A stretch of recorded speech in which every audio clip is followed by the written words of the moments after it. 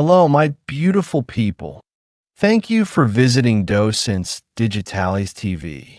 In this video, we are going to do the feedback session for the previous video.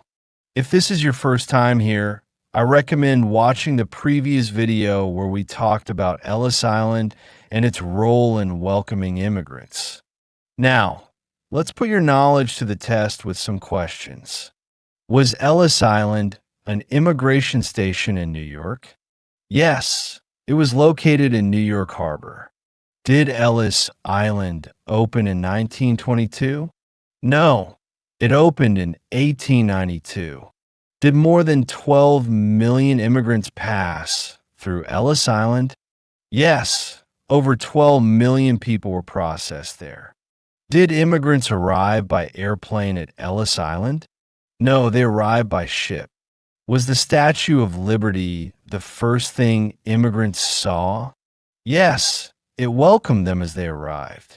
Were immigrants inspected at Ellis Island? Yes, doctors and officials checked their health and documents.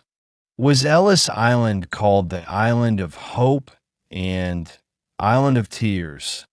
Yes, depending on whether people were accepted or rejected. Did Ellis Island close in 1892? No, it closed in 1954. Is Ellis Island a museum today? Yes, it is now a museum about immigration. Can many Americans trace their roots to Ellis Island? Yes, millions have ancestors who came through Ellis Island. Remember to watch this video multiple times to reinforce your learning.